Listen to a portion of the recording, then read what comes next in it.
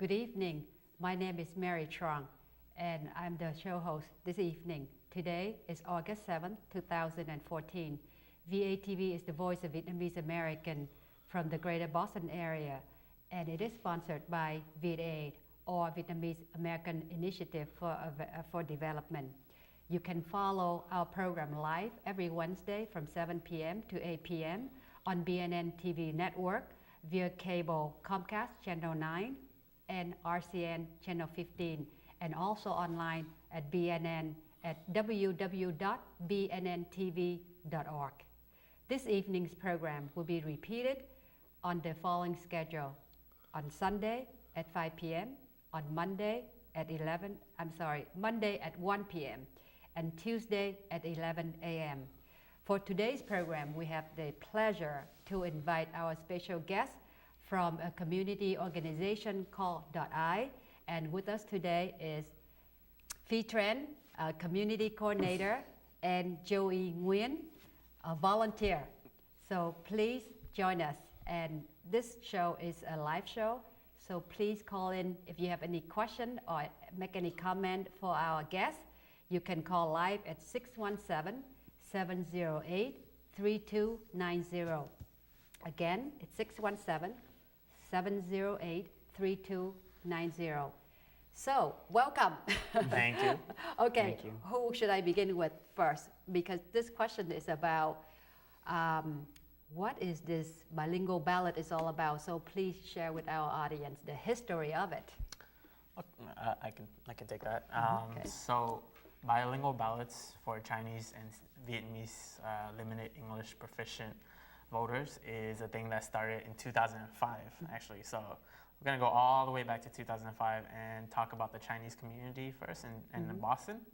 Around that time, a lot of voters didn't turn out for any elections, right? A lot of the reasons are because the elderly didn't have transportation, they didn't have services to translate. But one of the main reasons that got this initiative started was because of a thing called voter intimidation, meaning people at the polls were actually taking cards from the voters and like say, I'll help you, in Chinese, and say, I'll help you fill it out. But instead they took it and filled it out for the person that they were working for. I see. And so that is actually very illegal. But Chinese voters, they don't know who to report to. There's no Chinese services that work around that. And so there was a lot of voters that were being abused at the polls. And in 2005, some voters got sick of it. Mainly the voters at the Chinese Resident Association. They're like a group of Chinese residents in Chinatown that work closely with this organization called the Chinese Progressive Association.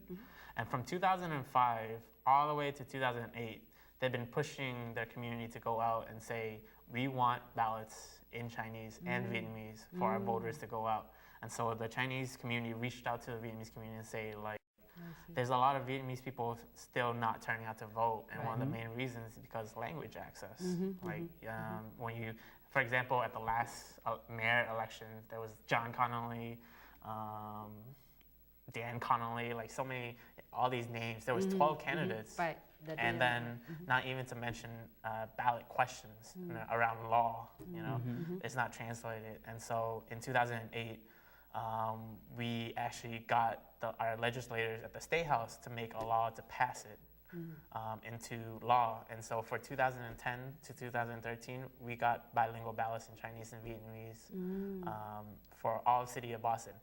However, because of that, some people didn't think bilingual ballots was necessary. Some people didn't think like the money was spent well.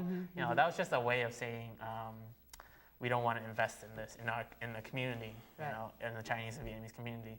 And so they put an expiration date on the end of 2013. December 31st, 2013, there'll be no more. So our fight actually started in 2013, the summer of 2013. So it is very recent. So it's we've been fighting for about a year, but the bigger community has been fighting for since 2005. I see. So who finally supported it? You mentioned the legislators, but who are they in particular? Mainly it started with the legislators of Chinatown. At that time, it was Senator Sonia Chang Diaz, and I'm not sure the state representative at that time, but also the incumbent representative was Representative Michaelwitz of Chinatown as well. And then now, because of redistricting, Senator Petrocelli has taken over. Also for the Vietnamese community, Representative Marty Walsh was actually a big supporter of our Now group. he's the mayor. Now he's the mayor. Okay. And actually during his campaign trail, every time I see him, it's like, hey, Marty, how about those bilingual ballots? You know, like, and he said, you know, just keep pushing it, and he was going to push it at a city level. I see. And he actually really did, you know, because we had some setbacks here and there, but he stepped right on it. He sent his representatives and said, like, we support this fully in the Vietnamese community. It was really great. That is really great. So now, why do Chinese or Vietnamese need to know about this initiative? You talked a little bit about the history of it at the point, but you know, as Vietnamese American or Vietnamese or Chinese, why do we need to know about it? What would be the advantage? So it kind of goes back to actually learning about our citizenship, right? For immigrants in general, becoming a citizen invokes you certain rights, and one of the rights is the right to vote, right? And I think that right is being clouded, you know, and say like the right to vote isn't just straight up just one day, you know, you go vote and that's it. But the right to vote is a gateway to say you get involved in the community, right? And I think a lot of people don't know about legislation process or a community process of getting a law like bilingual ballots passed, right? One of the things we did with our volunteers, like Joey, is we actually taught people about how a law becomes a law, right? And Joey can actually tell you more about the process in which we got the community involved. Like, we didn't just do it for ourselves, because we speak English right? We don't need it. Right, exactly, yeah. And we need it, but we have the knowledge of going to school and the free time and the extra volunteer time and speaking English, so we can go push it, right? So Joey actually helped lead like the community in a certain process. You can tell more about.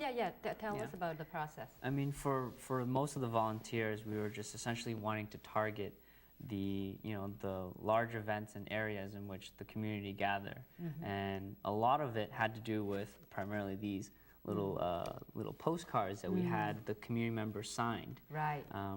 And so it essentially just stated their support and sort of wanting to pass this bilingual ballot legislation to show the support for that. So we wanted to make sure that the community, as busy as they all are, to have some sort of convenient way where they can show their support, and at the same time also tell their governing bodies that they matter, that they want this right, and that this is a right that they should be able to have as easy of access as anyone else has. Can you guys zoom up on this? Okay. Wait. So what have been challenges have you faced in trying to promote this initiative? Just share on your personal experience as advocate. Well, the community is big. You know, Dorchester is the largest neighborhood in Boston, and Chinatown is actually very condensed, but people are working constantly, right? So us as younger people, we also don't have the language capacity also to talk always in Vietnamese, to talk to people, and they appreciate the help that we're giving out and like fighting for the community. But I think a lot of people are busy working, like working 50 hours a week probably, minimum wage, and all these things. And so the challenges are actually getting the community out to come talk to these legislators, and not just us. Because if we go to a legislator and say, we want ballots in Vietnamese, and it's like we're just speaking in English, it makes no sense. If I was the representative, I'd be like, okay, you guys don't really need it. Sure. You don't really need it. So how many of you were able to do this in groups?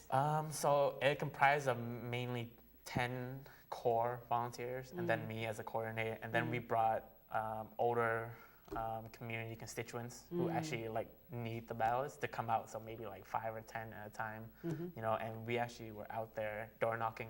I see. Like we on the radio, we on TV, and say like we're gonna be knocking at your doors, and say like we don't mean anything bad. We just want to talk about this problem, right? And we want people to sign it. And the most important thing that I think a lot of people don't know is that the unity for communities is really hard. You know, everyone's so busy with their own lives and doing their own thing, especially with Chinese and Vietnamese communities, not like so separate, so far physically, and like not ever having a chance to come together. So I think that was a really important time to come and say like we have to come together as a community, you know, and like work together. So you mentioned that the law was passed, right? This bill was passed. What was it? Originally, it was passed in 2008 and enacted in 2010 to 2013, but that one had an expiration date. I see. And so we were pushing for a new bill, a new law, a brand new law without the expiration date. So this is permanent then? Permanent. Okay. Staying. Not going anywhere. That's great. That's great. So yeah, it works kind of differently from the old bill. The old bill was like, said if you have, I think, 25 people in the precinct that spoke only Vietnamese, you would get bilingual ballots. But then some of the legislators thought like that was too weird of a number. So now if each precinct has a 5%, a minimum of 5% of people who speak only Vietnamese or Chinese, they will automatically get bilingual ballots. I see, I see. Why not Korean or Japanese or Cambodian and so forth? Why just limited to Chinese and Vietnamese? I mean, that's a good question. I think something like this sort of sets precedent for something in that nature. When we start to see a population that grows in that same exact manner, when that threshold is met, then they themselves can say, you can set precedent to a different bill that applies to that, or just do an amendment that just maybe even has a clause that would state whatever population that hits this threshold, then you're going to have to be putting the primary language of that particular community into the ballot itself. So they probably look at the majority of people as well, right? To see where the need is too, no? It was, I think this bill is extra special is because it was a community-driven like initiative. You know, the community reached out to organizations and their representatives first and foremost and said like, this abuse is happening, right? And it was a reaction. I see. It was a reaction to a bad thing, you know? And we don't want our communities to be reactive. We want them to be proactive, you know, like always out there and always saying like, see problems, right? And to understand the process, like we taught Joey and Joey explained it perfectly, right? Is to say like, this is how you do it and this is how we do it together. I see, I see. So is there a bilingual Spanish ballot? So here's the thing. It's very federally, there is a voting rights law for any community that reaches a certain number will get bilingual ballots. However, in the city of Boston, there's not enough to reach that federal number, right? The Hispanic community that speaks Spanish is a lot higher, so most places will definitely get bilingual ballots in Spanish. But for example, in Quincy, the Chinese American community is large enough for the federal number to get bilingual ballots. So they didn't need a state legislation. They didn't need a state law, right?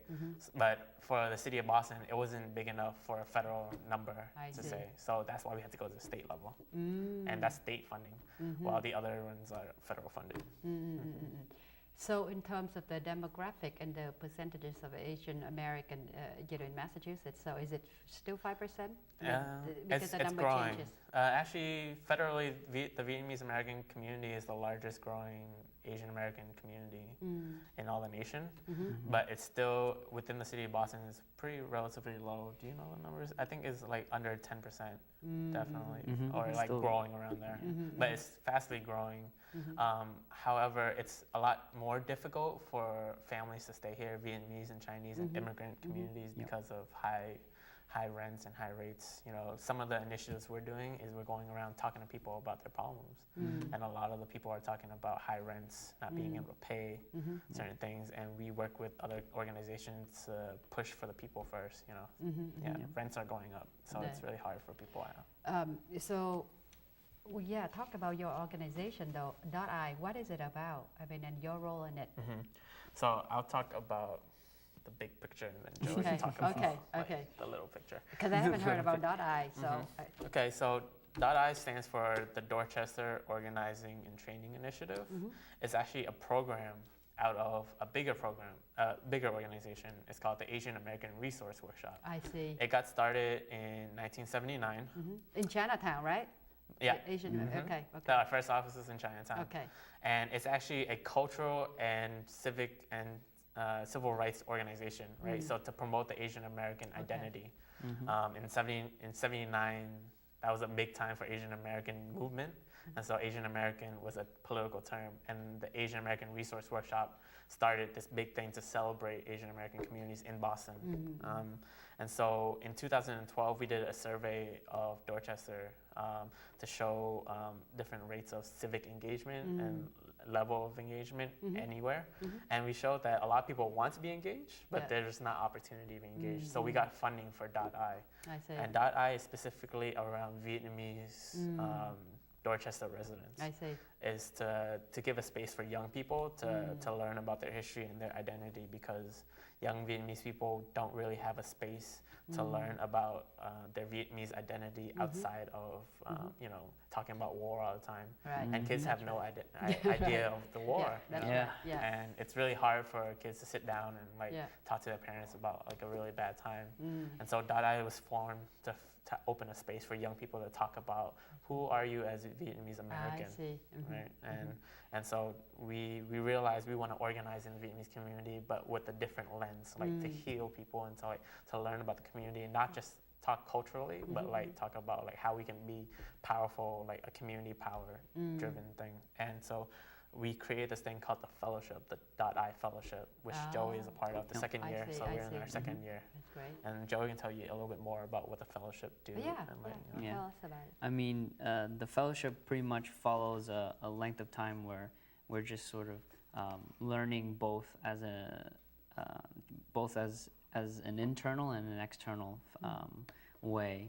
We develop ourselves as our own personal narratives and how our personal narratives fit in this much larger picture. So we learn about our Vietnamese American history, and at the same time our community, Dorchester itself, and that community, and at the same time we also kind of in a way share or learn about how our own personal narrative fits into that as well.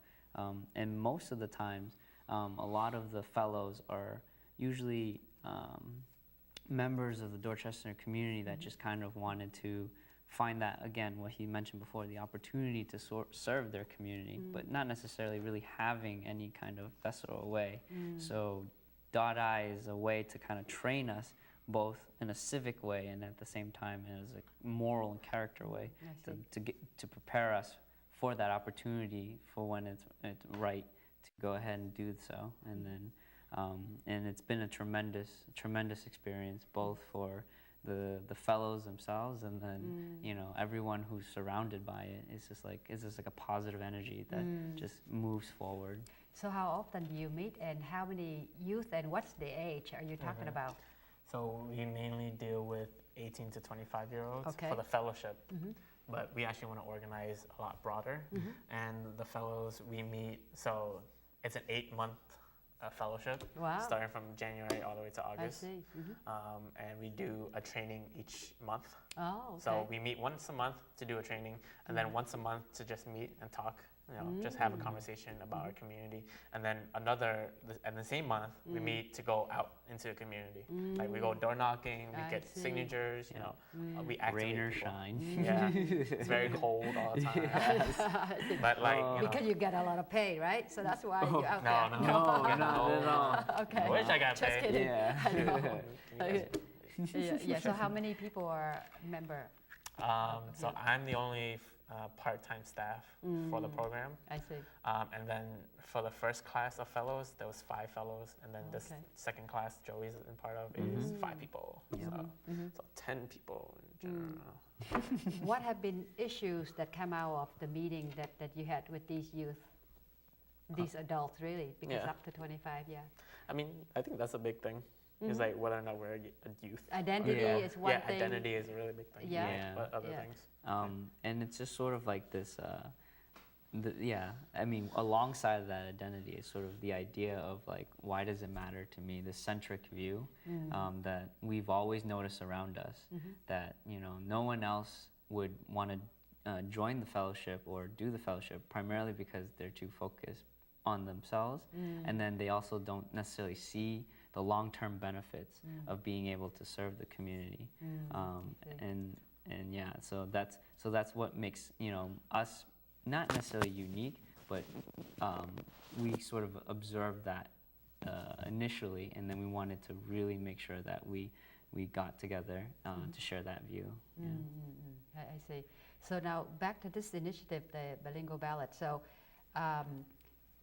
do they still actively, you know, outreaching to promote this, or it's just through, you know, .I now that the bill is passed and it's a permanent thing? Is it an ongoing, you know, promotion, or is it already done? It's a given. It's a permanent law, so like each community that will receive it will definitely receive it. Like there's no fight about it.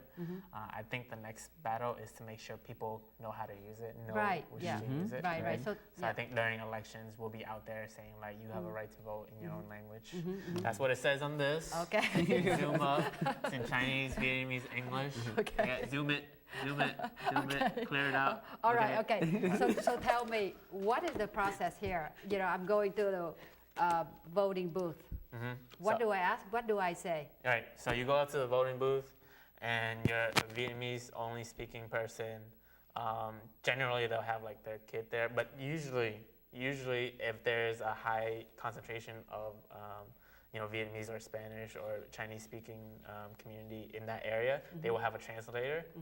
Usually, most likely, if you can go up to them and say, I need a ballot in Chinese or Vietnamese, like that's all you have to say. They have to give it to you. Oh, okay. Yeah. Okay. And but usually, if you are registered, like registered to vote, and there's a part where you can say like your main language is Vietnamese or Chinese or Spanish, and if your area gets bilingual ballots, you will automatically get a bilingual ballot.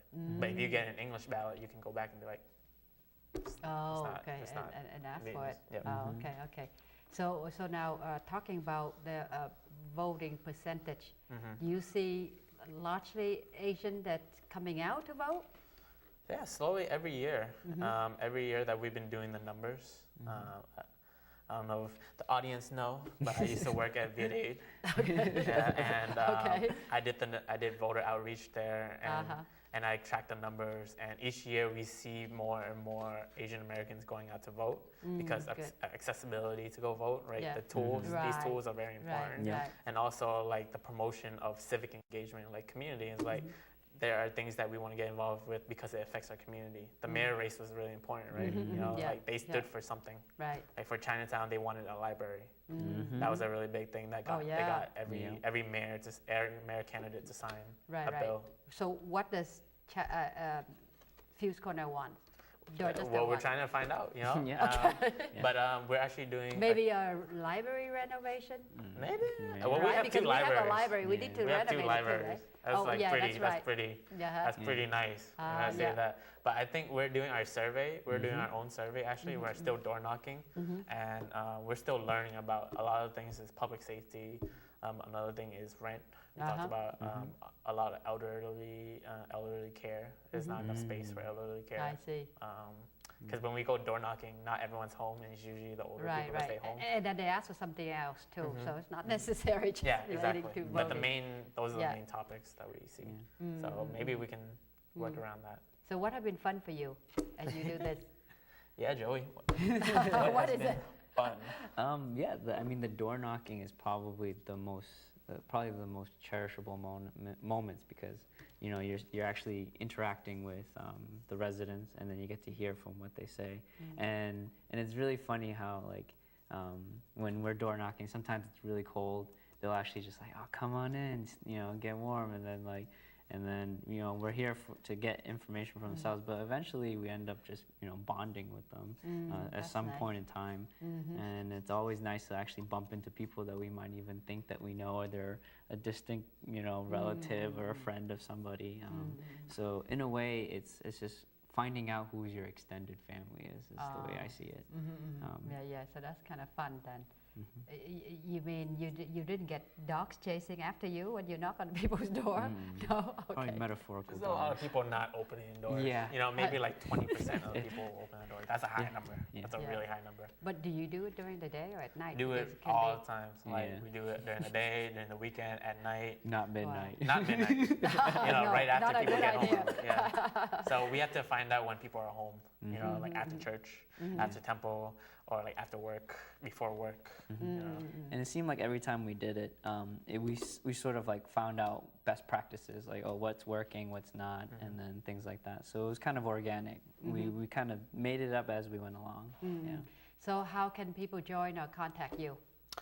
So you can find out more on our website, aarw.org. We have a Facebook page as well, or you can contact me at phi@aarw.org. That's my email.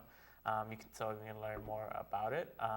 You can also watch VATV. Right? No hashtags. No hashtags. No hashtags. Oh, no hashtags. No Yelp? No. I don't know. Twitter. I'm sorry, Yeah, not we Yelp. don't tweet. Twitter. I'm starting to learn to tweet. I'm on Instagram now. Oh, wow. That's about it. I'm learning new things. Awesome. But we have a Facebook page, and we're very active on that. And we have an event this weekend. It's a grill off. I see. It's a fun food competition. We love food. Oh, okay. We love food, and we're just gonna grow and have fun and eat and raise some money. It's a fun. Oh, great! Well, good luck. I'm sure you're gonna raise a lot of money, and you'll be able to convince more people to join. So, thank you very much for your time. This has been very enjoyable and very interesting topic. So we hope you will come back, to talk about it again in the future. So in case some people miss the show, they'll be. Oh, one more thing. Here. Yes, it's our go ahead. 35th anniversary this year in September, and we're having our annual gala. This is a big one. It's 35 years of Asian American. Asian American Research Asian Workshop? American Okay. Research Workshop. All right. Yeah. Okay, So great. if y'all are more interested in that, let me know. Okay. It's gonna Well, be what's really your phone number? My phone number is, what's VATV's phone number? 617-822-3717, right? Right. Okay. I got it. There we go. Okay. Thank you very much for watching this evening's show, and stay tuned for the second segment. Thank you.